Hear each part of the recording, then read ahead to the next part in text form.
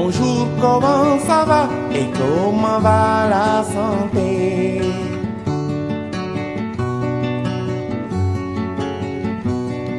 Bonjour, comment ça va et comment va la santé?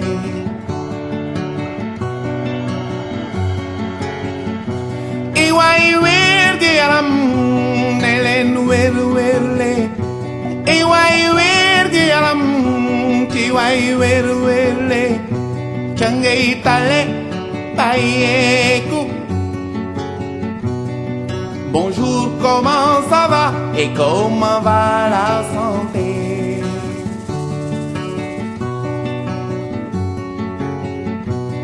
Suma tante ji nekk kaw ga tante ji nekk kaw ga tétanos daaneel ko daa gaañu woon nak ileer jël suuf taf ca góom ga. Mieux vaut prévenir qu'essayer de guérir. Bonjour, comment ça va et comment va la santé?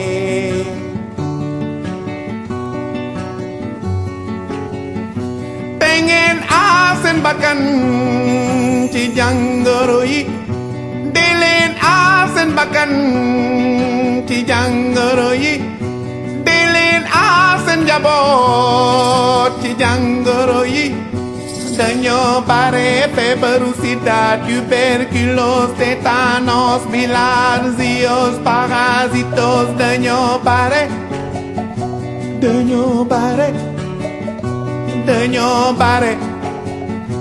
Mieux vaut prévenir qu'essayer de guérir. Bonjour, comment ça va et comment va la santé?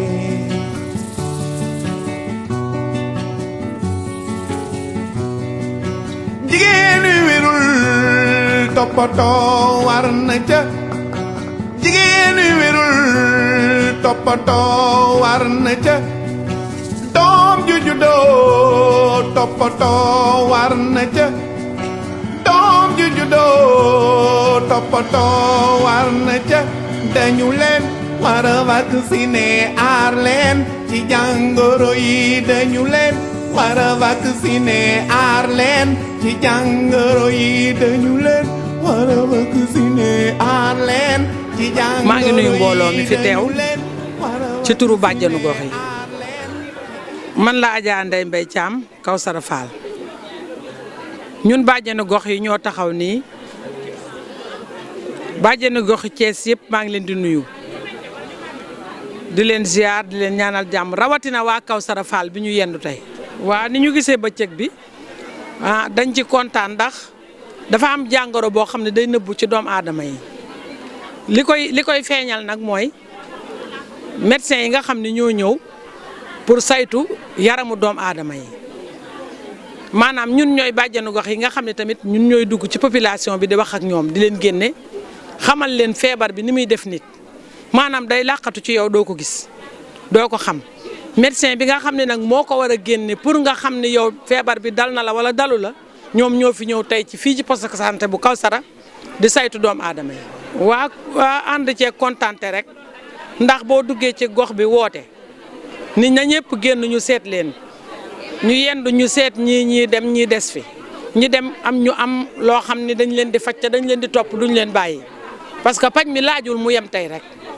suñ leen gisalee dara ci seen biir dañ leen di topp faj leen ba mu wér suñ leen ko gisalul xamal leen ni dara nekkul ci ñoon bu ëllëgee buñ fi del si waatee ñu seet leen te ñëpp wér rek moo ñu yëkkati moo yëkkat tamit médecin yi fi ñëw kon ñi dem kontaan nañu ñi fi des di seet seen bopp tamit kontaan nañu fii amuñu fi benn jafe-jafe ndax médecin yi xarañ nañu xarañte goo xam ne même bu jàngoro bi nëbbatoo dinañ ko feeñal boole ci nag ak topp la di la faj yemul tey rek te loolu la nit ki soxla ci boppam maanaam faj ba mu wér waaw.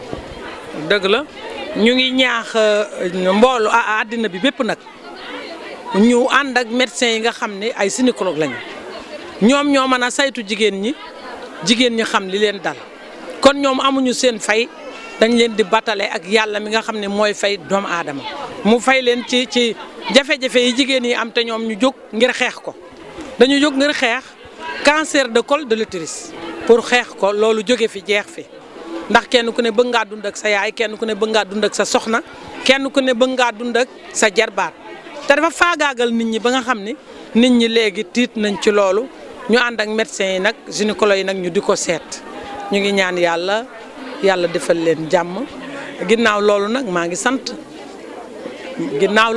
sant balaa ngay sant kenn boo sante yàlla ba pare da ngay sant ki nga xam ni moo dox sa digganteeg jàngoro muy médecin yi bu loolu passé maa ngi sant suñu ICP ndax ICP bi moo fi nekk te liggéey rek moo ko ñor ku liggéey ñor na nga ànd ak doomu aadama yi di liggéey yal na la yàlla fay li tax nga di ko def bu loolu jàllee ñuy sant suñu sage-femme yaa ngi fi taxaw ñu taxawaay bu rafet jigéen ju tollu diggante ñu faj la ku ñu gis ci yow jàngoro ñu jàllale la ñu di la faj te loolu yombul fi mu ne nii ci Sénégal parce que faj dafa laaj alal ju bari te yombalal ngeen ko population bi kon ñi ngi sant maire yi nga xam ne ñooy ànd ak médecins yi di sant suñu gouvernement te tamit loolu moo war parce que lii yombul bu loolu jàllee may sant sama nattangoo yi ma àndal ñuy bàjjanu gox yi nga xam ne ñooy dugg ci koñ yi di génne jigéen ñi di wax ak ñoom ñu mën a ñëw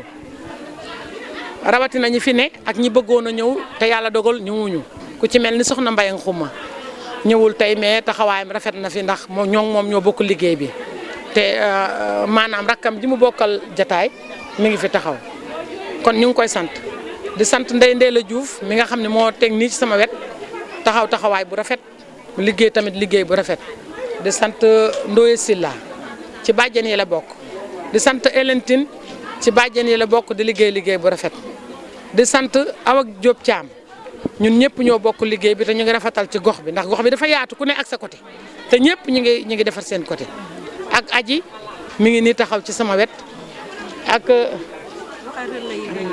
Ami Ndiaye mi ngi nii taxaw ci sama wet moom tamit liggéeyam rafet na fi macha allah daal personnel bi ñëpp dañoo taxaw pour ñëpp wér kon nag yàlla na nu yàlla may ñëpp wér kenn bañ a feebar wasalaam. Aux actions qui sont en train de dérouler. Soyez rassurés que nous accompagne. Merci, voilà, parce qu'après ils vont donner leur PCC. Voilà, c'est ça. Ils sont en référence dans la région.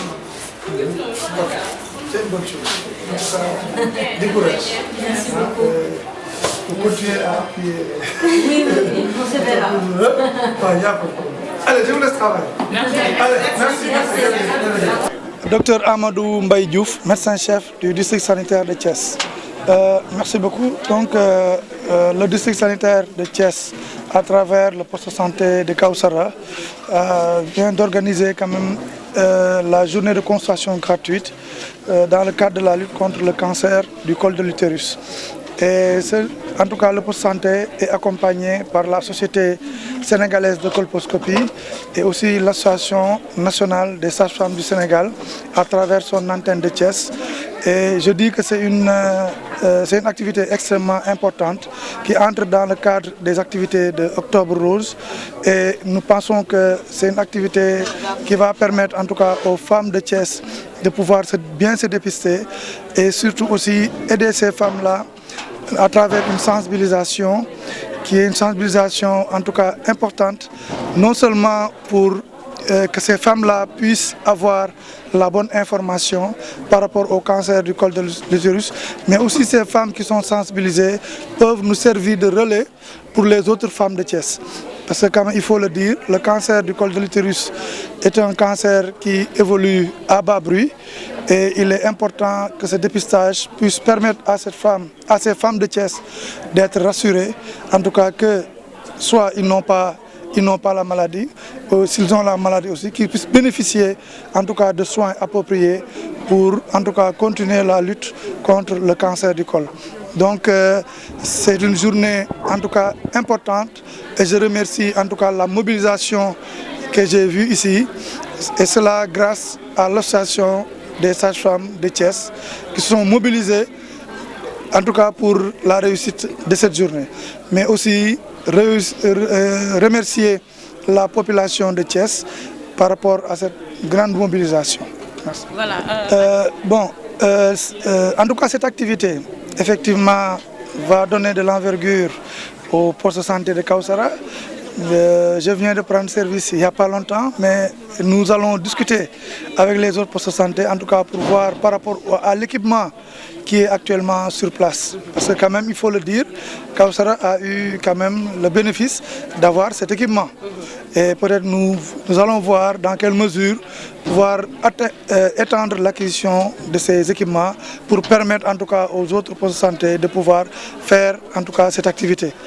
Et vous dire qu'en tout cas cette activité est importante pour le district et ça nous permet en tout cas de faire notre participation dans le cadre de la célébration d'Octobre Rose. ana lan ngay wax caravane bi nga xamante ne ñoom ñoo fàq ñu ngi leen di remercier bu baax parce que quand même ki nga xam ne moo dagg samedem waroon mën a noppaleku ñëw fii def caravane def activité bi nga xam ne dafa am solo te activité boo xam ne activité nationale la nekk na vraiment jëf joo xam ne bu am solo la te di leen ñu ngi leen di gërëm bu baax a baax te di leen wax ne caravane bi mu yem fii na dem si yeneen dëkk même surul Thiès na dem si yeneen dëkk parce que tamit feebar bi jigéenu Sénégal yëpp la dal comme jigéenu Sénégal yëpp la dal yaakaar naa ne ñoom ñu ngi leen di ñaax bu ñu yem Thiès kese nañu dem si yeneen dëkk yi mën a en tout cas jàppale jigéenu Sénégal yi pour que ñoom tamit ñu mën a xam seen statut si wàllu cancer du col de l'utérus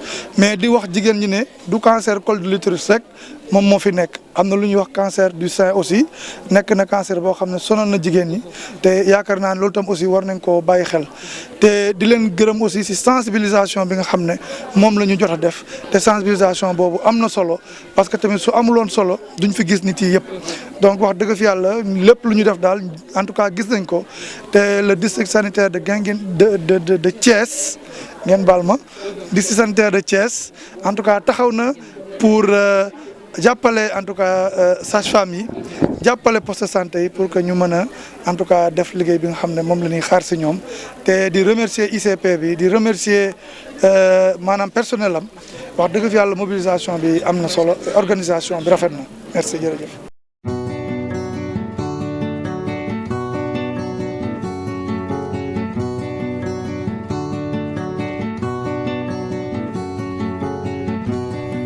Bonjour, comment ça va et comment va la santé?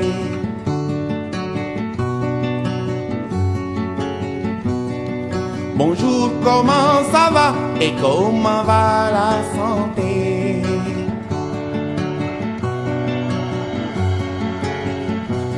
Iwai wergi yaram ne leen werle. Iwai wergi yaram ci way werle. Changay tale payeku. Bonjour, comment ça va et comment va la santé?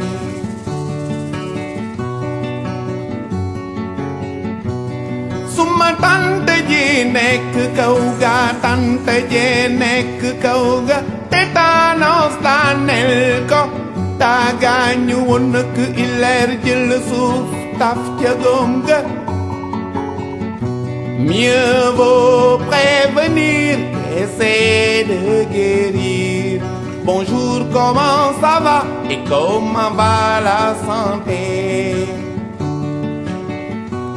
Tout le monde. Je pense qu'on ne va pas trop faire de protocole parce qu'il s'est fait tard et il nous reste beaucoup de chemin. Donc c'était juste pour dire deux mots pour introduire en tout cas cette séance de partage et de renforcement de capacité. Donc comme vous le savez, ce qui nous réunit aujourd'hui, c'est la caravane de la Société sénégalaise de colposcopie et de pathologie liée au papillomavirus. Donc c'est une jeune société savante donc, qui est formée de spécialistes dans la pathologie du col, de l'utérus et dans la pathologie cervico-vaginale. Donc, nous voulons apporter notre pierre, en tout cas, dans l'effort de santé publique. Donc, comme vous le savez, le mois d'octobre a été caractérisé par la campagne Octobre Rose, où il y a eu beaucoup de dépistages qui ont été organisés à travers le territoire national. Et il y a beaucoup de femmes qui ont été dépistées positives. Et maintenant, des fois, la prise en charge, des fois, nécessite en tout cas des avis spécialisés. C'est dans ce cadre-là qu'en collaboration avec le ministère de la Santé, notre société a décidé d'apporter en tout cas sa contribution à cette campagne en sillonnant un peu 8 régions du Sénégal pour traiter les femmes gratuitement. Et comme on l'a fait hier et avant-hier à Dakar, à Baudouin, où on a eu à traiter plus d'une centaine de femmes. Aujourd'hui, on est à Thiès. Et je pense qu'on a eu quand même à avoir une journée riche en enseignement et à partager avec l'ensemble des collègues de la région et l'association des sages-femmes de la région de Thiès. Avec même, et nous saluons, en tout cas, nous nous félicitons de la venue du médecin-chef de district, donc qui a tenu personnellement à faire le déplacement pour venir, en tout cas, rehausser de sa présence cette activité. Donc c'est dans ce cadre-là aussi qu'on veut mêler toujours l'utile à l'agréable en renforçant les capacités des acteurs dans la pratique du dépistage. Parce que parmi les facteurs de risque de cancer du col, le premier facteur de risque de cancer du col, c'est l'absence de dépistage. Le deuxième facteur de risque, c'est le mauvais diagnostic. Et le troisième facteur de risque, c'est le mauvais traitement. Donc, c'est vrai que le HPV et tout ça, c'est bien, mais si la femme attrape le HPV, si elle est dépistée, elle ne fera pas de cancer du col. Mais si elle n'est pas dépistée, elle va en faire. Donc, le premier facteur de risque, c'est l'absence de dépistage. Si le dépistage n'est pas de bonne qualité, hein, si elle attrape HPV, elle fait un dépistage, mais si le dépistage n'est pas de bonne qualité, on passe à côté d'une lésion, elle va faire son cancer. Voilà, donc, et je pense que c'est important, étant donné que le Sénégal a opté pour l'IVA, c'est important qu'on puisse partager, en tout cas, ce qui se fait en matière de normes et protocoles au niveau du pays. Je pense qu'il y a quand même un regain national. Donc, en tout cas, tout le monde a adhéré maintenant au dépistage, tout le monde croit au dépistage et tout le monde croit à l'élimination du cancer du col. Voilà, donc, je vais en profiter aussi pour remercier surtout nos partenaires, déjà Madame Ndiaye et l'ICP aussi, et toute son équipe, donc, qui nous ont facilité, en tout cas, qui nous ont très bien accueillis, qui nous ont très bien accompagnés, de telle sorte que vraiment on a pu voir en tout cas l'ensemble des patientes et le travail s'est très bien déroulé. On a bien mangé, hein, et on n'a pas senti le temps passer. Et déjà à 18h, on a respecté l'agenda, on est là en train de faire notre EPU. Donc c'est grâce à une bonne organisation et une bonne coordination. Donc ça, et je pense qu'elle mérite un bon SR. Voilà. Merci Madame Ndiaye et à votre équipe. Merci. Donc nous remercions aussi, donc on dit que Ken Dougaram se bop, mais aussi, bon, Koudafoudar aussi, nous remercions le professeur Marietou Thiam, qui est notre sœur, qui est vraiment notre maître aussi, parce que elle est professeure d'université, ici à Kidifole Fiki de Kibi, donc qui aussi spontanément, et qui est aussi membre de notre association, qui spontanément, quand je lui ai dit l'activité, elle m'a dit, donc je suis bien chargé, je suis malade, mais je suis avec vous. Donc vraiment spontanément, elle a tenu à être là. Et elle a été la première à être là ici depuis ce matin, elle est là. Et c'est elle qui va animer en tout cas. Voilà, donc cette... voilà. Nous ne serons terminés aussi sans remercier les laboratoires Pierre Fabre, donc, qui nous accompagnent. Donc je pense que Thiès, c'est la première étape. Donc ils seront avec nous pendant tout le long de la caravane, notamment à Touba, à Saint-Louis et à Linguère. Donc pour eux aussi, on dit un grand merci. Bien que les délais étaient courts, mais quand on les a sollicités, ils ont dit que nous sommes preneurs et nous allons vous accompagner sur 4 régions. Et pour cela, donc, nous magnifions cette collaboration. Maintenant, je vais terminer juste en magnifiant la collaboration entre gynécologues et sages-femmes. Donc, en tout cas, ça, c'est une belle initiative de collaboration entre gynécologues et sages-femmes. Et vous savez tous que maintenant les temps sont durs. On a un métier très difficile. Donc c'est le moment où jamais qu'on se resserre les coudes, qu'on soit indivisible et qu'on collabore de manière franche dans les salles d'accouchement. Parce que sinon les gens vont nous diviser et vont profiter de notre division pour créer la zizanite entre nous. Donc je pense que ça, je ne le dirai jamais assez, hein, sage-femme et gynécologue, nous ne donc ça aussi, en tout cas l'association sénégalaise de colposcopie vous tend la main et est disponible à vous accompagner. Je pense que j'en ai trop dit, je vous remercie. C'est ça mon premier mot, parce que vraiment c'est un honneur de vous recevoir à Thiès. Moi quand j'ai eu écho de cette activité, je me suis donc rapidement engagé à les accompagner et avec aussi nos collègues de l'hôpital. Il y a Dr Lamine Gueye qui est là, qui fait aussi un travail extraordinaire dans la région. Les autres qui n'ont pas pu venir, c'est à cause des urgences, parce qu'il fallait que quelqu'un soit à l'hôpital. C'est la période de rush. Mais vraiment, c'est un honneur de recevoir cette association naissante, mais qui est en train de faire aussi un travail remarquable dans la région. Donc c'est un honneur de vous recevoir, de recevoir aussi tous les autres collègues qui viennent de Mbour, de Dakar, un peu partout du Sénégal. J'ai même vu un gynécologue qui venait de Kolda. Donc ça veut dire que quand même c'est une activité extrêmement importante et nous vous remercions. Nous nous remercions nous-mêmes parce que nous faisons bien entendu partie de cette société savante de colposcopie et de pathologies liées au HPV. J'en profite aussi pour remercier l'association des sages-femmes. Vous l'avez dit tout à l'heure, c'est elle notre prolongement. Parce que c'est rare pour nous de descendre sur le terrain. Nous restons au centre de référence et tout ce que nous recevons, tout le grand travail en fait est fait par les sages-femmes. Et donc c'est l'occasion de les remercier, de les féliciter. Nous sommes à la fin d'Octobre Rose. Elles ont eu un travail extraordinaire. Depuis avant le mois d'octobre, par des stratégies avancées, par des sensibilisations, par beaucoup de sensibilisation. Et donc vraiment c'est l'occasion de les encourager et de les féliciter encore pour le travail remarquable qu'elles font dans la région. Je ne vais pas commencer à parler sans remercier aussi le partenaire, Pierre Fabre, qui est toujours à nos côtés. Toujours. Depuis le temps, moi je les ai retrouvés jusqu'à Matam pour accompagner les sages-femmes dans les séances de sensibilisation et de dépistage. Et donc c'est une occasion aussi de les remercier pour leur engagement à nos côtés et pour toute l'aide qu'ils nous donnent à chaque fois qu'on en a besoin. Donc c'était vraiment quelques mots de remerciement avant de démarrer rapidement parce qu'il est tard. J'ai donc délibérément choisi de parler que des moyens de prévention pour le cancer du col, qui est un cancer, comme vous le savez, qui pose beaucoup de problèmes.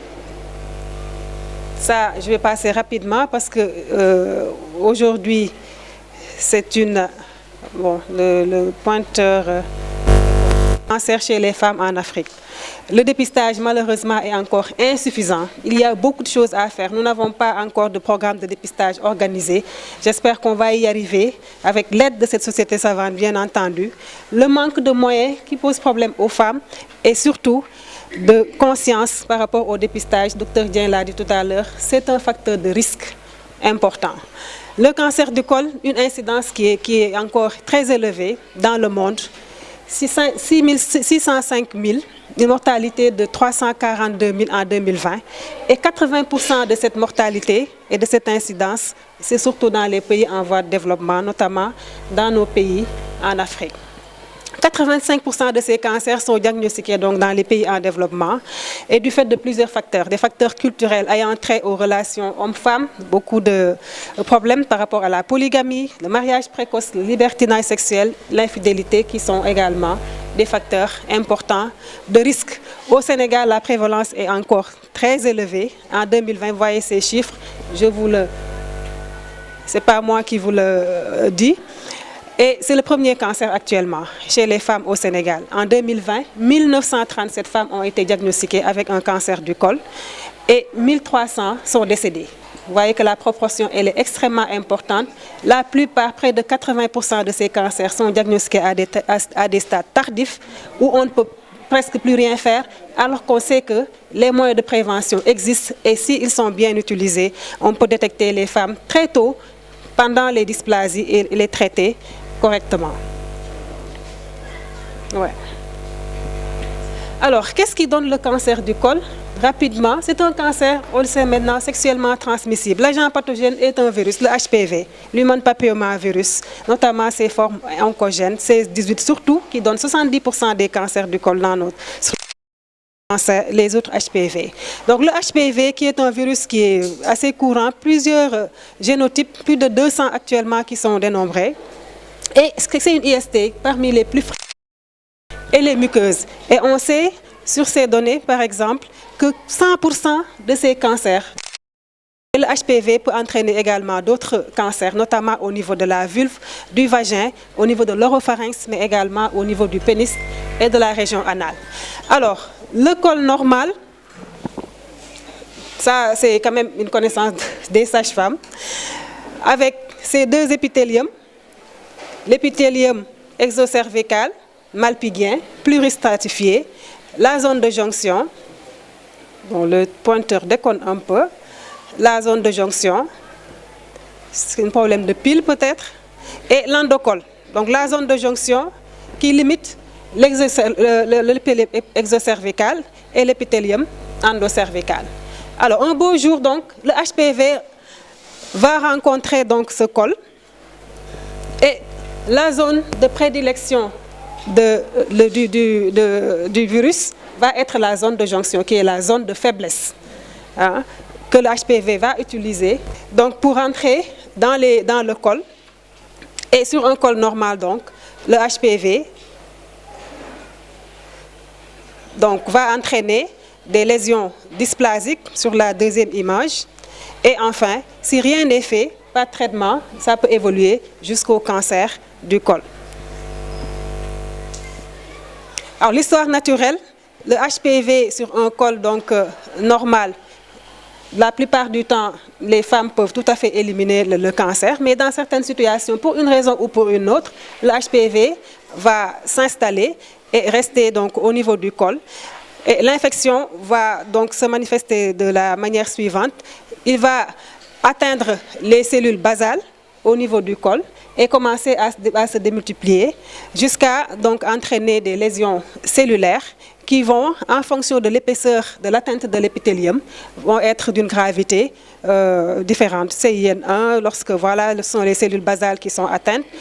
La CIN2, lorsque ce sont les cellules basales et intermédiaires, et ainsi de suite, jusqu'à atteinte de l'épithélium entièrement. Et lorsqu'il y a un franchissement de la membrane basale, on parle de cancer, qui peut d'abord être in situ avant le franchissement de la membrane basale, puis un cancer invasif lorsque la membrane basale est donc franchie. Et vous voyez que l'évolution peut se faire sur plusieurs années, voire des décennies. Et donc, on a tout le temps d'identifier ces lésions dysplasiques pour les traiter efficacement et éviter l'évolution vers le cancer du col. Bon, on sait que quand même, il y a une possibilité de passer d'une lésion de CIN1, 2 vers une normalisation de l'épithélium. Mais dans tous les cas, une fois que les lésions sont identifiées, il faut les traiter. Alors, qui risque de faire un cancer du col? On parle plutôt de facteurs de risque et non de cause. Le premier facteur, Dr Dien en a parlé tout à l'heure, c'est l'absence de dépistage. Il a parlé aussi d'un problème d'identification de ces lésions dysplasiques et surtout d'un mauvais traitement. Parce que si la patiente n'est pas vue comme il faut, ni traitée comme il faut, l'évolution va se faire. Évidemment, c'est possible que ça se fasse vers un cancer du col. Il y a d'autres facteurs qu'on connaît très bien, la parité élevée, la multiparité, certaines habitudes sexuelles, le multipartenariat, l'initiation sexuelle très jeune. Ça, on sait que c'est une tendance, enfin encore dans notre société, des femmes qui sont mariées à des âges très jeunes. La non-utilisation de préservatifs, surtout s'il y a une notion de multipartenariat ou bien en tout cas de comportement sexuel, parfois pas comme il faut. La prostitution, tout ça, ce sont des facteurs de risque. Alors, est-ce qu'on peut prévenir le cancer du col? Oui, je pense que les réponses sont unanimes, d'après ce qu'on vient de voir, avec des moyens de prévention, qui sont des moyens efficaces. D'abord, les moyens de prévention primaire. La prévention primaire, ça, c'est un moyen important et il faut insister sur ça dans la sensibilisation. Éviter la précocité des rapports sexuels. Le multipartenariat, hein, parce que c'est une IST qui peut se transmettre. Hein, s'il y a un multipartenariat, ça augmente le risque de transmission. L'herpès, l'infection par l'herpès virus, qui est un cofacteur. Hein, l'infection par le papilloma, avec donc ces facteurs qui sont identifiés. L'hygiène sommaire, il faut éviter, l'accumulation des IST. Le bas niveau socio-économique, c'est une bataille encore parce que l'absence de dépistage souvent est liée à un problème de moyens. La plupart des femmes que nous voyons, ce sont des femmes qui ont des difficultés pour accéder aux structures sanitaires, soit parce qu'elles n'ont pas les moyens pour y aller, ou bien parce qu'elles ont des problèmes de prise en charge. Le tabagisme, ça pose moins de problèmes dans nos sociétés, mais il faut quand même en parler parce que ça existe. Le refus du dépistage, il y a des femmes aujourd'hui qui refusent le dépistage, soit disant qu'elles ne veulent pas savoir. Et donc, voilà, elles sont comme ça, mieux. Voilà, des fois, on en voit. Et donc, il faut augmenter la sensibilisation vraiment profiter de tous les contacts que les patientes ont dans nos structures, que ce soit pour une consultation prénatale ou bien pour une consultation pour planification ou bien pour une autre, proposer le dépistage parce qu'on sait maintenant le faire, ça ne demande pas plus de temps et donc il faut donc intégrer les services par rapport à ça. Les états d'immunodépression, il ne faut pas les oublier. Les patientes qui ont une immunodépression ont quand même un facteur de risque supplémentaire de faire des lésions dysplasiques, notamment les patientes qui présentent une infection à HPV. Alors la prévention secondaire, elle consiste donc au dépistage parce que les lésions sont déjà là et il faut les traiter. Le dépistage consiste à l'application, dans sa définition, d'un test relativement simple, peu cher, reproductible dans une population de personnes asymptomatiques dans le but de les classer comme probablement atteintes ou non de la maladie. Et les personnes déclarées positives au test sont alors soumises à des procédures de diagnostic et de traitement. C'est ça la définition du dépistage. Ce n'est pas sur des patientes qui ont déjà le cancer. En réalité, le dépistage, c'est avant le cancer. Ce qu'on veut, ce n'est pas recevoir des patientes qui ont des cancers lorsqu'on fait des campagnes de dépistage, mais qui n'ont pas encore la maladie exprimée. Alors, donc, ça permet de rechercher chez une personne en bonne santé apparente des signes d'une maladie avant qu'elle ne se déclare. Il y a plusieurs types de dépistage, notamment le dépistage de masse ou screening, ce qu'on fait souvent pendant le mois d'octobre. Le dépistage peut être individuel ou personnalisé. On sait que pour des consultations que vous faites de routine, vous pouvez identifier des patientes qui ont des facteurs de risque et vous leur proposez le dépistage. Et ça peut être également opportuniste. Alors, quels sont les critères pour un dépistage? C'est pour une maladie dont la gravité donc, est reconnue, qui peut être décelable à un stade infraclinique avec une guérison possible si on traite et influencer le cours et le pronostic de la maladie à long terme. Et ça, on sait que le cancer du col répond à ces critères. Le test qu'on utilise pour le dépistage doit être simple, doit être acceptable, doit être peu douloureux, non invasif, sensible et spécifique pour la pathologie. Et ça, je pense que le test que nous utilisons actuellement, qui est recommandé, l'inspection notamment visuelle à l'acide acétique, est un test qui répond aussi à ces critères. Et les autres tests également. Mais pour nous, en tout cas dans la communauté, également dans les postes et les centres de santé, c'est ce qu'on utilise. Il faut aussi la motivation des participants et des pratiquants. Votre motivation, surtout en tant que sage-femme. Et je pense que ça c'est extrêmement important. S'il n'y a pas une motivation des prestataires, on ne fera jamais de dépistage efficace. On ne le fera même pas. Il faut que vous vous engagez vraiment à offrir ce service, à intégrer ce service dans vos activités de tous les jours, à informer les patientes sur la disponibilité du test. Et aujourd'hui, si on est bien formé, je crois que tous les box de consultation où nous nous trouvons peuvent également servir à offrir ces méthodes de dépistage qui sont simples et qui ne nous prennent pas en réalité plus de temps que normalement. Donc, il faut la motivation des participants. Alors, l'intérêt, c'est des maladies dont les facteurs de risque sont connus. Et le cancer du col est accessible au dépistage. C'est accessible également à la prise en charge. Parce que les lésions précancéreuses, lorsqu'elles sont déterminées, en tout cas lorsqu'elles sont diagnostiquées, on peut les traiter. Et parfois, le traitement est possible si vous avez le matériel qu'il faut. Ça permet également d'améliorer le pronostic dans nos sociétés. Et sur le plan économique également, ça a un intérêt économique parce que la prise en charge, ça ne coûte rien. Hein?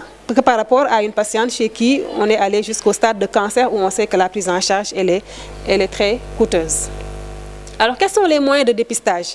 Il y a la cytologie conventionnelle ou le frottis cervical, qu'on avait toujours l'habitude de demander, mais parfois qui pose des limites parce qu'il faut un nanopathe pour pouvoir lire, c'est cher, et parfois la cytologie sur liquide aujourd'hui qui est de plus en plus courante. Il y a le test HPV qu'on peut également faire sur la cytologie sur milieu liquide et qui permet de détecter carrément le HPV et de typer donc le HPV. Et il y a les tests visuels. J'insiste sur ces tests visuels parce que c'est à notre portée, notamment l'inspection visuelle à l'acide acétique. Aujourd'hui, l'inspection visuelle au Lugol n'est plus indispensable. Seul l'acide acétique nous permet, si on est bien formé, d'identifier les lésions précancéreuses et de les traiter après. Se fait le frottis, ça demande un recueil de cellules et une lecture avec donc une brosse. Ça permet d'identifier et de classer par ordre de gravité des cellules anormales en utilisant des classifications. Et maintenant, c'est couplé au test HPV. Donc ça, je ne vais pas trop m'attarder sur ça. Les classifications qui permettent de vraiment identifier les lésions et de les classer. Et si le frottis est anormal, notamment si ça montre des lésions dysplasiques, la colposcopie est indiquée. La colposcopie, c'est un examen qui permet, sur un fort grossissement du col, d'identifier, après application d'acide acétique et de Lugol, des zones anormales qui peuvent être biopsiées éventuellement pour rechercher des lésions précancéreuses et les trouver, notamment des transformations atypiques de grade 2. Alors, le colposcope, vous en avez vu aujourd'hui, je pense, plusieurs types, des colposcopes portables, d'autres qui sont avec des moniteurs. Et c'est couplé à la biopsie. Vous avez vu aujourd'hui des biopsies qui ont été réalisées sur des cols suspects. Et ces biopsies vont être lues par les anapathes pour pouvoir donner la classification, notamment histologique. Alors, les limites du frottis, j'en parlais tout à l'heure, c'est le coût. Le frottis est encore cher. À l'hôpital régional, c'est à 20 000 francs. Je pense qu'à Dakar, c'est encore plus cher. Ce n'est pas à la portée de toutes les patientes. Ça prend du temps, ce qui génère parfois du stress. Les patientes ont souvent l'impression qu'il y a un problème. C'est un examen qui prend du temps. Et tout ce temps-là, dans l'attente, il y a toujours le stress qui est là. Elles pensent très souvent, surtout si elles ne sont pas bien, en tout cas, sensibilisées, qu'elles ont un cancer. Il y a beaucoup de femmes qui sont vraiment traumatisées parfois. Et ça demande plusieurs consultations. Il faut faire l'examen, il faut faire la biopsie, envoyer à l'anapathe, revenir. Donc ça, c'est des va-et-vient parfois qui posent problème, surtout chez des patientes qui parfois n'ont pas l'habitude de venir ou bien sont dans des zones reculées, ils ne peuvent pas accéder aux structures. Et ça génère parfois des perdus de vue, elles ne reviennent pas. Alors pour nous, qu'est-ce qui nous est proposé? Qu'est-ce qui est aujourd'hui validé? Et qu'est-ce qui est recommandé? C'est l'inspection visuelle à l'acide acétique. Pour nous, en tout cas, qui n'avons pas tous les moyens pour pouvoir accéder au frottis. Donc ça demande très peu de moyens. Une salle d'examen, n'importe quelle salle, vos salles de consultation peuvent être utilisées comme des salles de dépistage, en même temps que les autres examens que vous faites. Une femme qui vient pour une demande de planification familiale, profitez-en pour faire l'inspection visuelle à l'acide acétique. Donc, il faut juste une table d'examen, une source lumineuse, vous en avez toutes dans vos salles de consultation. Une solution de décontamination, il y en a toujours parce que c'est une bonne pratique. Et de l'acide acétique à 3 à 5%, du sérum physiologique. Le Lugol est accessoire aujourd'hui. Ce n'est pas un examen indispensable. Et des spéculums. Si vous n'avez pas des spéculums comme ici, vous pouvez utiliser, comme maintenant c'est disponible, les spéculums jetables. Alors, donc, il faut un examen au spéculum, une coloration du col avec de l'acide acétique et un examen visuel à l'œil nu. On n'a pas besoin d'un appareillage compliqué. À l'œil nu, vous pouvez regarder, après application d'acide acétique, les modifications de coloration qui peuvent parfois vous orienter vers une lésion dysplasique. Si vous avez aussi un appareil à fort grossissement, c'est aussi possible. Donc, après cette application, on peut déterminer si le test est positif ou négatif, éventuellement pour des lésions précancéreuses. Alors, les lésions précancéreuses, donc là, qu'est-ce qui, en fait, qui est la base de cette utilisation de l'acide acétique? Les lésions précancéreuses, dans ces lésions, on retrouve une importante multiplication cellulaire. Parce que ça, c'est le propre des cellules cancéreuses. Ils se multiplient très rapidement par rapport aux cellules normales. Et ça va entraîner une forte quantité de protéines cellulaires. Et ces protéines cellulaires vont être, donc avec l'acide acétique, vont entraîner un blanchiment. Et c'est ça qu'on retrouve lorsqu'on applique l'acide acétique et qu'on retrouve des lésions précancéreuses. Donc ici, vous avez la lésion précancéreuse sur une image ici, une image sans préparation. Là, c'est la pile qui n'est pas... Voilà. Sur votre gauche, c'est une lésion avec... pas encore l'application d'acide acétique, donc sans préparation, on voit que ça. Lorsqu'on applique l'acide acétique, on se rend compte qu'il y a des plages blanchâtres ici, au niveau de la zone de transformation, qui signifie qu'il y a une forte, en tout cas, quantité de protéines liées à la présence de cellules dysplasiques. C'est ça la base de l'examen à l'acide acétique. Autrement dit, donc sur une lésion précancéreuse, après application d'acide acétique, on a une coagulation de ces protéines intracellulaires et qui donne schématiquement, comme un blanc d'œuf sur une pôle. Lorsque vous mettez ça au feu, vous voyez, ça blanchit. C'est un peu le même principe. Ici, en bas, vous avez une lésion sans préparation, un col avec pas encore application de Lugol. Et lorsqu'on applique l'acide acétique, ça donne cet aspect blanchâtre avec une réflexion de la muqueuse sur ces cellules qui sont très fortement composées aussi de protéines et qui vont coaguler grâce à l'acide acétique. Donc ça donne cet aspect. C'est ça la base physiopathologique de l'utilisation de l'acide acétique. Alors quels sont les résultats? Lorsqu'on applique, avant d'appliquer bien sûr, il faut mettre le spéculum et regarder le col. Sans préparation, vous nettoyez bien, vous avez des sérums physiologiques, s'il y a des pertes, il faut bien nettoyer le col et regarder. D'abord, avant d'appliquer l'acide acétique, on peut retrouver un col ici qui est tout à fait normal. Ça a l'air normal en tout cas avant, ici sans préparation, avec une zone exocervicale. Là, vous avez la zone de jonction qui est bien visualisée et là, vous avez l'épithélium endocervical, ça sans préparation. C'est un col qui est très joli. Ici aussi, sans préparation, vous pouvez avoir des signes d'inflammation ou de cervicite. Là, on a appliqué la lumière, c'est une image de colposcopie. Mais ici, vous voyez cette cervicite avec cet aspect rougeâtre du col, un inflammatoire avec des pertes blanchâtres, sans préparation. Sur cette image, vous avez aussi, avant l'application d'acide acétique, rien qu'à l'examen du col, tout à l'heure, on a eu un cas typique qui ici montre ces zones piquetées, rougeâtres, un peu partout au niveau du col et qui signe une infection à Trichomonas vaginalis. On a eu un cas tout à l'heure qui était vraiment typique. Sans même application du Lugol, on sait que ce col est infecté. Ici, vous avez un col avec un polype. Ici, là également, on peut retrouver des polypes avant même à l'examen sans préparation. Là, c'est un ectropion, un col qui est éversé. La plupart du temps, c'est confondu avec une lésion dysplasique, surtout quand on applique le Lugol. Mais en réalité, c'est un ectropion qui peut être en cours de réparation. Là, vous avez des kystes de Naboth qui représentent en fait du mucus qui est encore sécrété par les cellules endocervicales, alors que l'épithélium exocervical est en train de recouvrir cet épithélium unicellulaire et que ça continue en dessous de l'épithélium de produire du mucus et qui donne cet aspect kystique, des kystes de Naboth que les sages-femmes aussi connaissent très bien et qui ne sont pas pathologiques. Là, vous avez à l'examen à la vulve, il faut aussi voir la vulve des verrues qui sont également des lésions liées à des HPV, en général des HPV non oncogènes. Ici, vous avez une leucoplasie avec au niveau du col cette zone blanchâtre qui signe également une infection à HPV. Et là aussi, quelques signes de leucoplasie avant l'application de l'acide acétique. Là également des leucoplasies. Ici, vous avez ces zones blanchâtres qui ne sont pas décollées lorsqu'on applique l'écouvillon.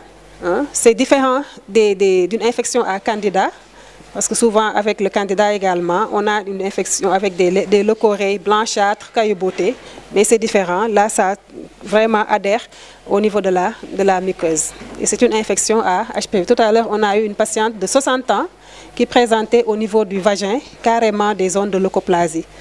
Voilà. Alors que le col était enfui à l'intérieur, on a juste fait un test HPV. On ne pouvait pas traiter parce que c'était très étendu. Et c'était au niveau du vagin. Les images sont sur l'appareil.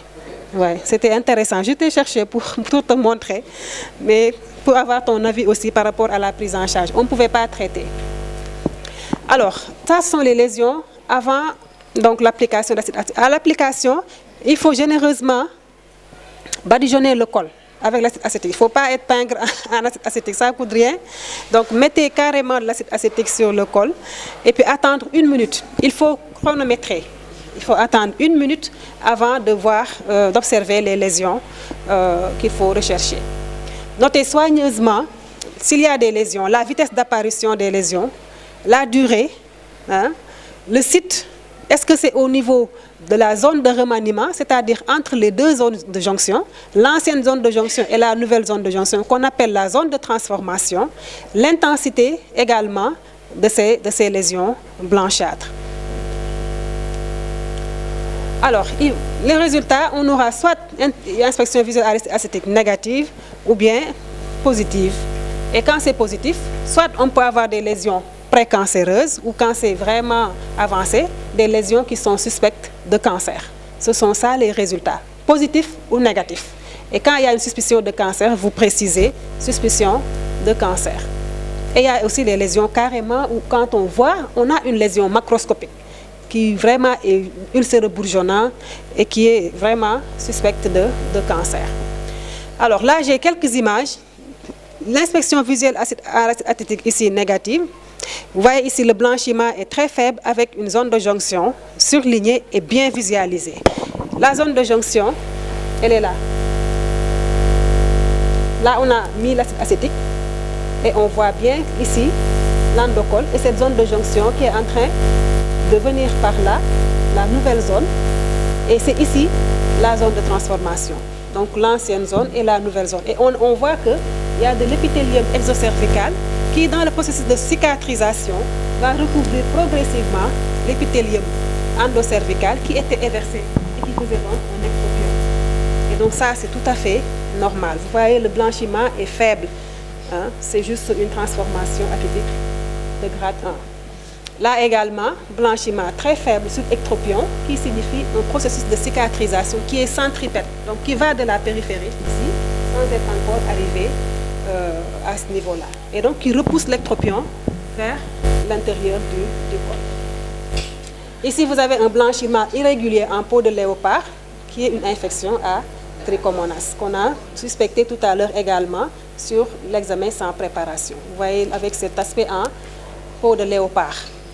Ici également.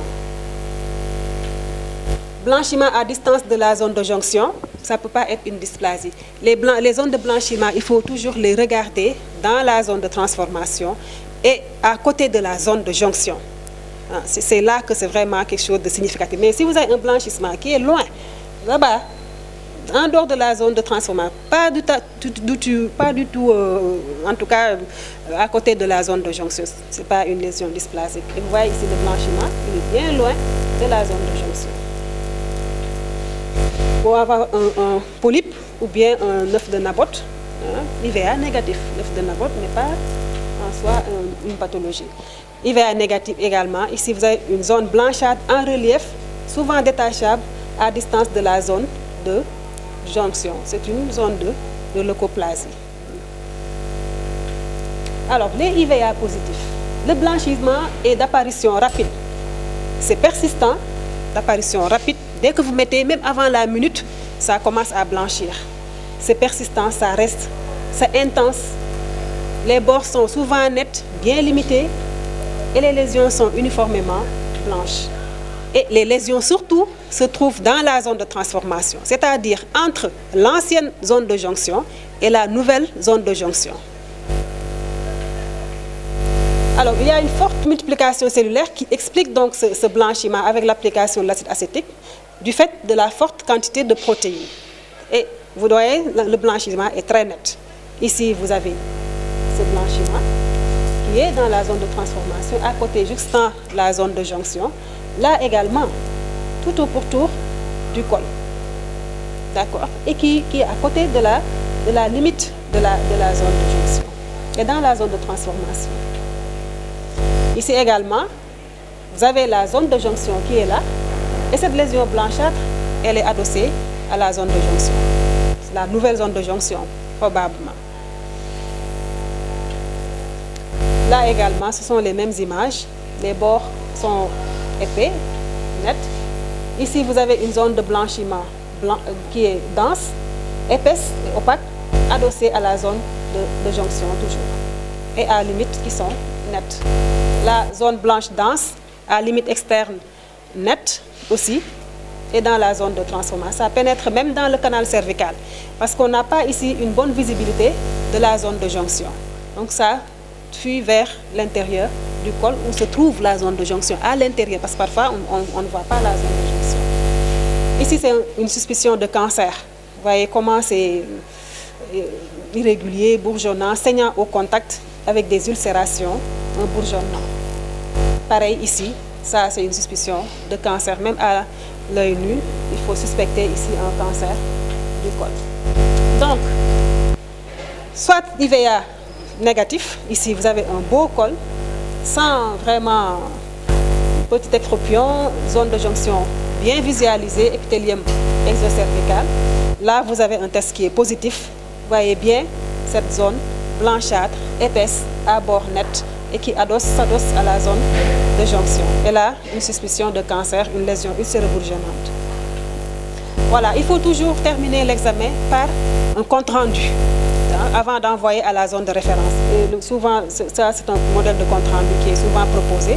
Même si vous n'avez pas ça, vous pouvez schématiser le col et montrer là où se trouvent les blanchiments. Voilà, ici par exemple, si la lésion elle est là, vous schématisez le col, la zone de jonction et le lieu où se trouve la lésion. Alors, donc si l'IVA est positif, il faut traiter, parce que ça signifie qu'il y a une lésion précancéreuse probablement. Et aujourd'hui, la technique, la stratégie qui est utilisée, c'est la stratégie si intrite. Quand vous voyez, vous traitez. Si c'est éligible à un traitement et que vous avez un moyen de traitement. Soit la thermoablation aujourd'hui qui est très efficace, ne demande qu'une prise de courant, et même si vous n'avez pas de courant, vous pouvez charger ailleurs et utiliser ça, ou bien une cryothérapie, ça ce sont des techniques qui sont aujourd'hui utilisées. Si c'est éligible, parce qu'il faut des conditions pour une éligibilité à ces techniques de traitement. Aujourd'hui, on en a fait, je ne sais pas si vous avez eu l'occasion de voir la thermoablation, donc soit la cryothérapie, la thermoablation, la vaporisation aussi au laser qui est moins fréquemment utilisée et qu'on peut tout à fait donc, utiliser. Là, c'était des films, malheureusement, je n'ai pas ramené sur ma clé les films, pour vous montrer un peu une conisation au bistouri froid. Parce qu'on peut aussi enlever la lésion carrément, amputer la partie concernée par la lésion si cette lésion n'est pas éligible à un traitement par thermoablation ou bien par cryothérapie. Si la lésion est trop étendue, on peut, si la femme par exemple désire une grossesse, faire une amputation du col, ce qu'on appelle la conisation. Et être sûr qu'on a amputé toute la partie qui était atteinte par l'anapathe, si c'est bon, et puis après, elle fera son suivi après pour les dépistages. Donc ça peut se faire soit au bistouri froid, si on n'a pas d'anse diathermique. Pendant longtemps, nous, on le faisait au bistouri froid. Maintenant, on a des anses diathermiques. Ce sont ces anses-là qu'on branche à un générateur électrique et qui permet de faire des amputations avec une coagulation associée. Et c'est très efficace. C'est également très... moins en tout cas, traumatisant que le bistouri froid. On peut le faire aussi au laser. Cette conisation. La cryothérapie est une méthode destructrice qui permet de détruire les lésions précancéreuses grâce à l'utilisation de UV disparaissent avec l'immunité. Donc quand on est jeune, même si on a une infection, on peut tout à fait éliminer le virus. Et donc il faut commencer à partir de 30 ans. Sauf si vraiment c'est une fille qui a commencé tôt sa sexualité, beaucoup d'enfants, ça arrive. Des multipares qui ont 25 ans. Voilà, des cas comme ça, vous pouvez faire un dépistage. Voilà. Donc, il y a également un moyen efficace aujourd'hui et qui est à notre portée pour la prévention. C'est la vaccination, qui est un moyen de prévention primaire. C'est-à-dire de prendre la cible des femmes, des filles qui n'ont pas encore contracté l'infection à HPV parce qu'elles sont jeunes, elles n'ont pas encore eu de rapport sexuel. Et dans d'autres pays, même les garçons, qui ont été inclus dans le programme et de les vacciner contre le HPV. Aujourd'hui, c'est dans le PEV depuis octobre 2018 et je pense que les sages-femmes sont mieux, en tout cas, outillées par rapport à la vaccination parce que c'est elles qui dispensent cette vaccination. Nous, à l'hôpital, on ne fait pas la vaccination, mais dans le centre de santé, c'est à votre portée chez les filles de 9 jusqu'à 14 ans maintenant. Et donc, dans la sensibilisation, il faut aussi sensibiliser les mères. Il ne s'agit pas seulement de dépister les mères, mais il faut également transférer l'information par rapport aux filles qui sont restées à la maison pour qu'elles puissent les amener se faire vacciner. Parce qu'il y a eu beaucoup de problèmes avec la vaccination. Mais aujourd'hui, je pense qu'il faut que nous, qu'on s'approprie la sensibilisation pour mieux informer. Il y a différents types de vaccins. Il y a des vaccins le Gardasil, qui a pour cible les 4 vaccins 16-18, les HPV 16-18. 16-18 qui sont les HPV qui donnent plus de cancer dans le contexte. Et 6-11. Et il y a aussi le Cervarix qui est bivalent, qui ne concerne que 16 et 18. Je pense que dans le programme, il y a le quadrivalent. Voilà, c'est le Gardasil. Voilà. Et il y a d'autres pays qui ont aussi le Gardasil 9 qui cible combien 9 HPV. Voilà, non avalent. Et qui donc couvre plus de HPV. Mais au Sénégal, il y a des études qui ont montré que c'était surtout le HPV 16 et 18. Donc si on a le Gardasil, on peut penser que quand même on couvre assez bien la population qui est à risque. Donc le Gardasil, je vais aller vite, et le Cervarix. Les vaccins sont recommandés pour nous de 9 jusqu'à 14 ans. Je pense que c'est la bonne information aujourd'hui. Voilà. Et il faut combien de doses? 2 doses espacées de 6 mois. Voilà, c'est la bonne information. Voilà, en conclusion, je dirais que le cancer du col reste un problème de santé publique, avec une fréquence maintenant qui est élevée. Et je ne sais pas, moi à Thiès, j'ai vu que ça a explosé. Je ne sais pas parce que la demande est plus importante ou bien parce qu'on les prend en charge. Peut-être qu'on ne les voyait pas parce qu'il n'y avait pas de prise en charge. Moi, quand j'arrivais à Thiès, avant l'arrivée du docteur Gueye, je ne voyais pas les cancers du col. C'était exceptionnel. Mais depuis qu'il y a une possibilité de prise en charge, on voit maintenant, tout le monde envoie à l'hôpital. Il ne se passe pas un jour sans qu'on ne reçoive des patientes qui ont des cancers du col. Et souvent à des stades avancés. Malheureusement, où on ne peut rien faire, on ne fait que du palliatif. Finalement, le palliatif là, c'est devenu vraiment un problème pour nous. Parce qu'on n'a pas de service de gynéco strictement et on est obligé de faire avec, en les mélangeant avec les patientes qui ont des grossesses. Le diagnostic est donc souvent tardif avec une prise en charge plus coûteuse, alors que ça reste un cancer curable. On sait qu'on a assez de temps, vraiment une dizaine d'années, voire, pour pouvoir détecter ces femmes, les dépister et les traiter. C'est pourquoi il faut surtout miser sur la sensibilisation par rapport à l'intérêt du dépistage et à la prévention. Ne surtout pas oublier les filles par la vaccination. Voilà. Je vous remercie de votre attention.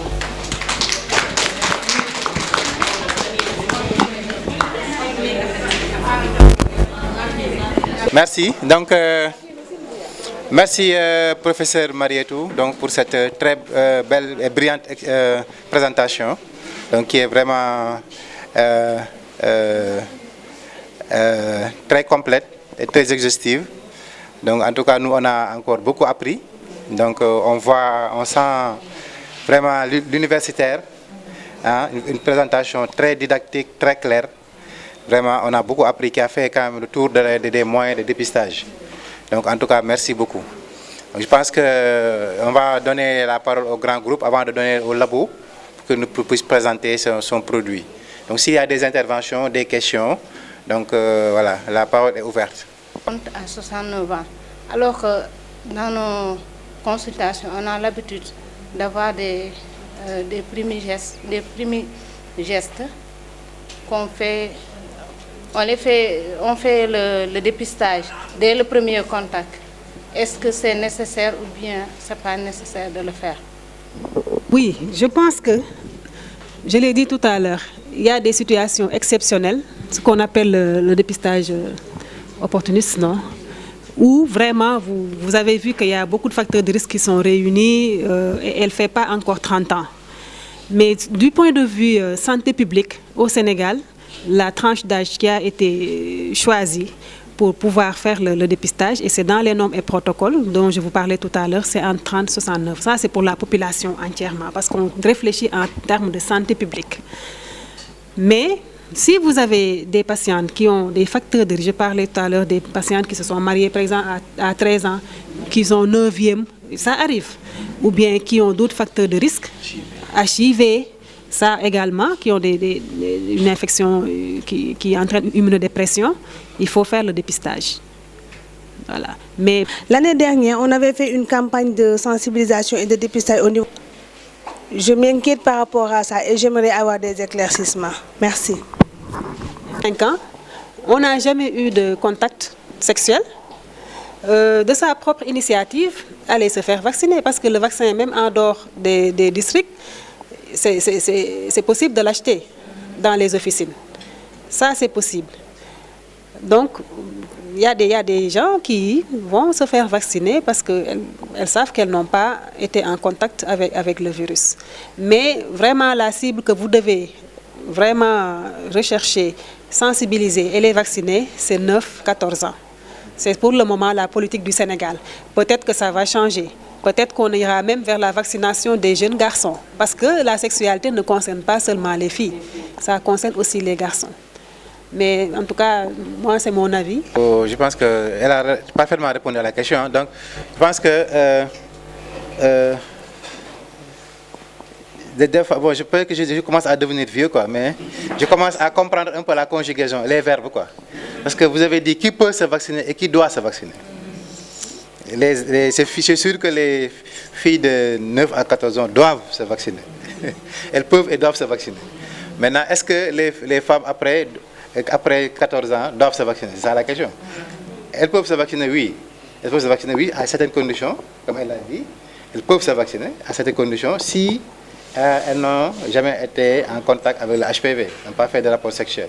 Donc, ça, encore que même maintenant, la notion de rapport sexuel, elle a évolué. Donc, vous voyez, on retrouve maintenant le HPV dans la gorge, donc qui donne des cancers ORL. Donc, vous voyez un peu. Donc, ça devient beaucoup plus compliqué. Et comme elle l'a dit, quand un pays doit choisir un programme de vaccination ou bien un programme de dépistage, il y a beaucoup de questions que le pays doit se poser. Donc, est-ce que le pays a les moyens de vacciner tout le monde? Ça, c'est une question. Quand on a introduit le vaccin au Sénégal en 2018, ce qui était ciblé, c'était juste les filles de 9 ans. Parce qu'il n'y avait pas assez de vaccins, c'était juste 200 000 doses. C'est après qu'on a évolué vers, et un jour, on ira vers les garçons. D'accord? Mais en tout cas, ce qui est recommandé dans la politique de vaccination, c'est de vacciner les... Maintenant, ce qui est recommandé pour la tranche d'âge 30-69 ans, c'est le dépistage. Donc ça, elles doivent se dépister. On ne peut pas dire qu'elles peuvent se dépister, mais elles doivent se dépister. Donc je pense que... Merci beaucoup. Pour sexuel. Elle demande une question, elle pose une question. Si on a déjà fait un rapport sexuel, on est à coup sûr en contact avec le human papillomavirus.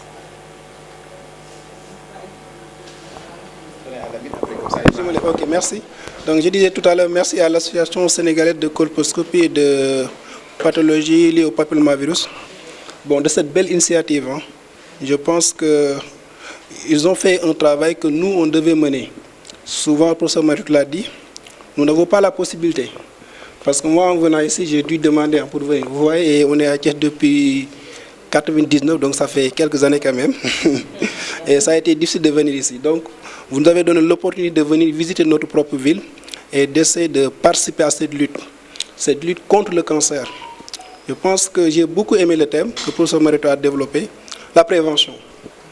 Tout se résume à la prévention.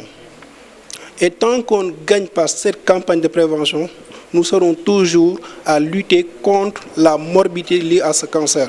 Il ne faut pas attendre d'avoir un cancer pour dire qu'on va le référer voir l'oncologue. Les cancers que l'on voit, que l'on diagnostique, avant même de faire la biopsie, ça veut dire que la personne elle arrive en salle, vous avez la certitude qu'elle a un cancer. Ça veut dire qu'on ne pourra pas les guérir. D'où l'intérêt de la prévention. Et le professeur Med a bien parlé de ces 3 méthodes de prévention. Primaire d'abord, la vaccination. Il faut vacciner les enfants. Il faut dépister et traiter les infections. La prévention secondaire avec la tranche d'âge qu'on a donnée. Ça, c'est des politiques du ministère de la Santé. Je pense que chaque pays a des politiques Donc nous, notre politique au niveau du ministère de la Santé, bon, nous tous, nous sommes du ministère de la Santé, on vous l'a bien dit, 30-69 ans. C'est la tranche d'âge. Si on parvient à éradiquer le cancer du sein, dans cette tranche d'âge, on a presque réussi le pari. Et enfin, quand on dépiste aussi, c'est important.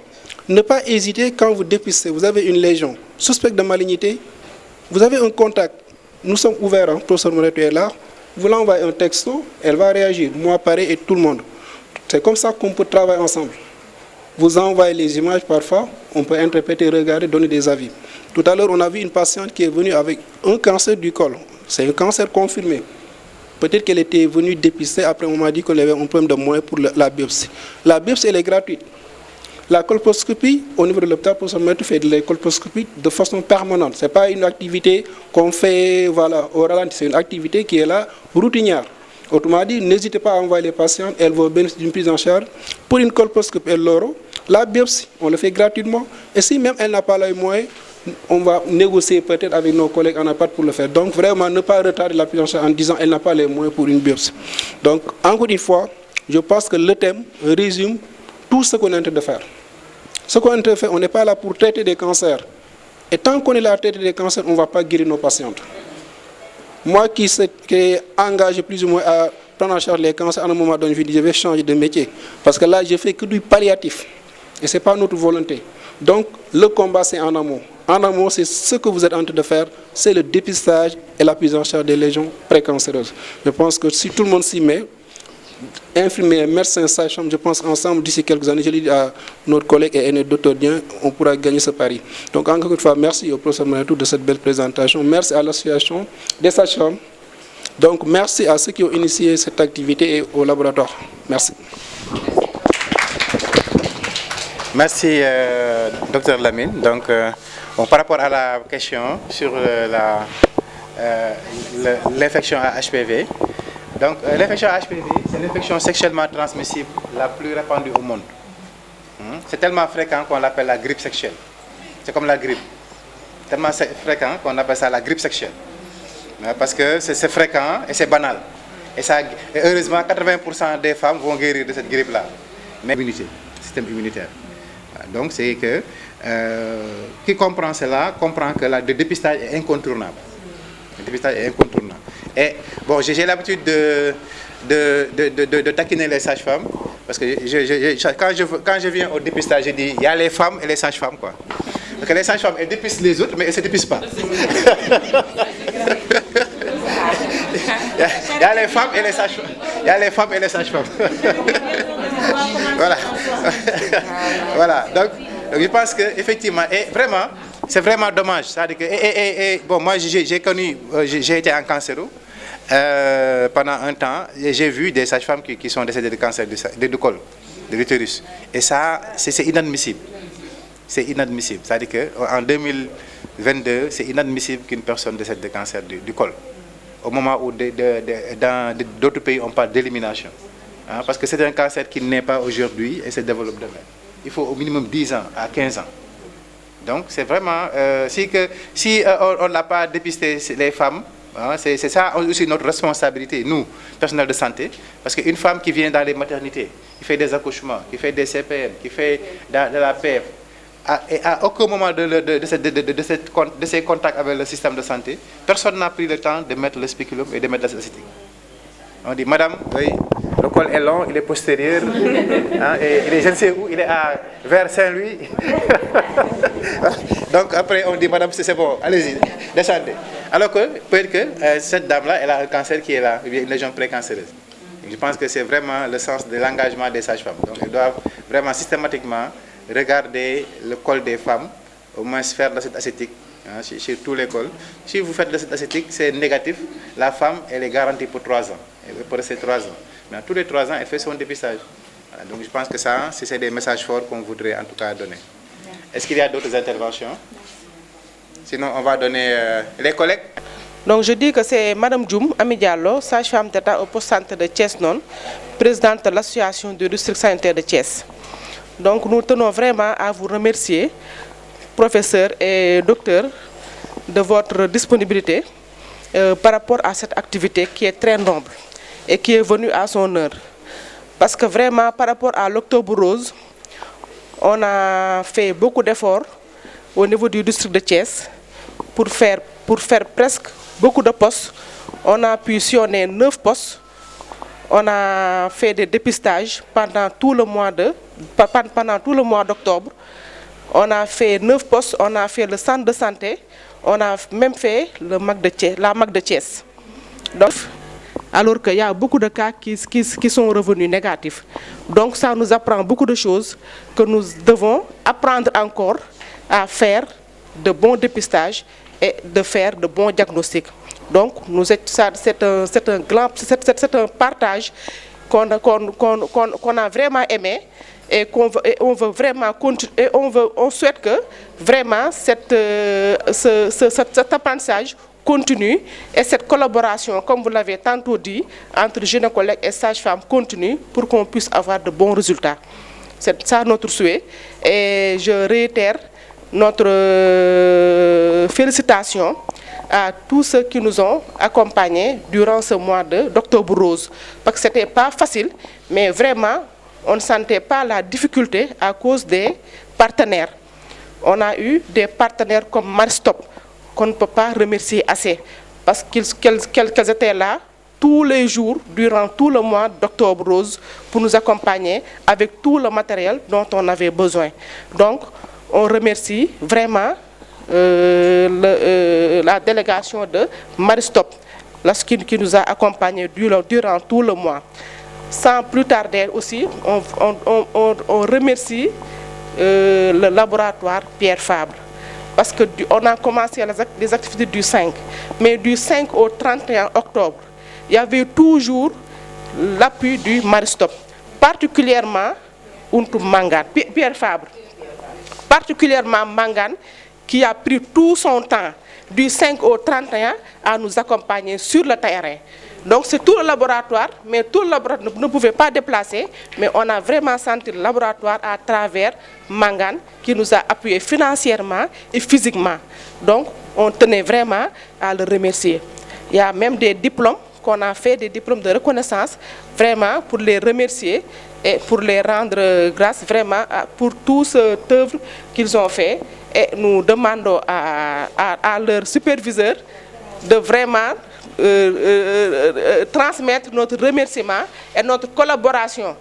Nous avons noué un partenariat avec le laboratoire Pierre Fabre, parce que depuis qu'on a renouvelé le bureau de l'association, vraiment, ils sont toujours à notre côté. Vous avez même vu les Lacoste qu'on a mis, c'est à leur faveur. Ils nous ont même offert des Lacoste pour l'association. Donc c'est des gestes nobles qu'ils font pour nous accompagner. Donc on ne peut pas les remercier.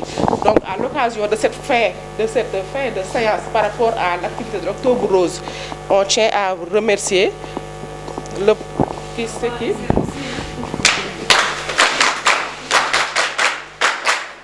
Donc professeur, si vous pouvez nous... Mangane. Avec plaisir.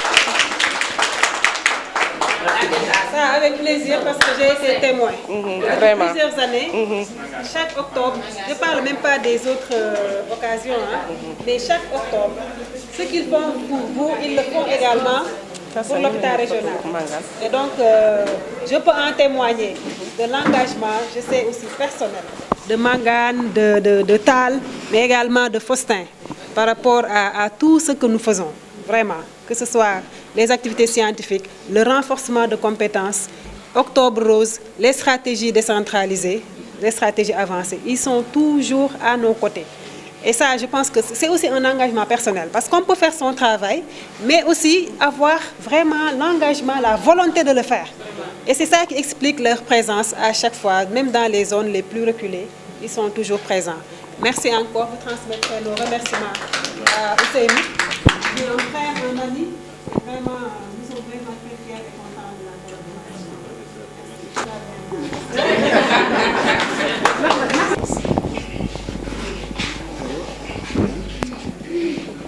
À qui on a pu quand même partager ces moments, moments pleins d'émotions quand même. Hein? Voilà, donc sans trop tarder, vous avez la parole. Merci Dr Dien. Merci vraiment, parce que c'est que depuis des années, vous faites tout pour nous associer à vos activités. Et c'est que c'est par reconnaissance, parce que comme l'a dit le professeur tout à l'heure, vous avez eu des relations depuis très longtemps. Et donc ce qu'on essaie vraiment d'entretenir et de magnifier. Merci également au professeur Marietou pour son exposé. Moi, ça m'a un peu titillé, parce que je me dis, les femmes aujourd'hui, elles doivent vraiment faire des efforts pour aller dans le cadre du dépistage. Comme on dit, vaut mieux prévenir que guérir. Hein? Voilà. Donc, Pierre Fabre vraiment tenait, par ma voix, à vous remercier, l'association des sages-femmes du Thiès. Comme l'a dit la présidente, depuis que vous avez renouvelé le bureau, on sent un certain engouement, hein, donc, pour vraiment mener à bien vos activités. Et chaque fois qu'il m'en parle, je me dis à Thiès, tout ce qu'on peut faire. Moi, étant Thiessois, le plus monde me dit déjà, en tant que Thiessois, et en tant que partenaire vraiment de sages-femmes. Donc, vous remerciez également pour le soutien que vous nous apportez sur nos produits. Je sais que Untu également, il me l'a dit, il sent vraiment vos soutiens sur les produits. Hein. Donc, merci encore pour ça. Et donc, on va essayer vraiment dans l'avenir de continuer ce partenariat. Comme je disais, on essaiera toujours de mettre à votre disposition des produits de qualité. Tas différents, vous connaissez, B9 80. Et récemment, pour plus de choix, vous avez le tas de différentes solutions qu'on a lancées pour des femmes qui ne veulent pas avaler ou bien des malades qui ne veulent pas avaler. Donc, dans la prise en charge de l'anémie, vous avez ces 3 produits aujourd'hui. Et dans tout ce qui est spasme, on vous reconfie également notre fluorourgicynol, le périspasme. C'est un produit qui est en lancement. On sait que c'est des cas que vous voyez tous les jours, aussi bien les gynécos que les sages-femmes. Et c'est du fluorourgicynol que vous pouvez manipuler avec toute sécurité. Et pour cela, on vous le reconfie. Merci encore et à très bientôt. Hein? Docteur Dien, c'est qu'on va se retrouver après à Saint-Louis. Voilà. Merci. À bientôt, Inch'Allah. Pour celles qui sont disponibles demain, Inch'Allah, la caravane est à Tivaouane. Vous savez qu'il y a la ziara de la fondation Mamfawa Douélé. Il y aura des milliers de femmes là-bas et c'est vraiment une occasion à ne pas rater. Il y a aussi un centre de dépistage pareil qu'ici, à Pire, où les femmes dépistées positives.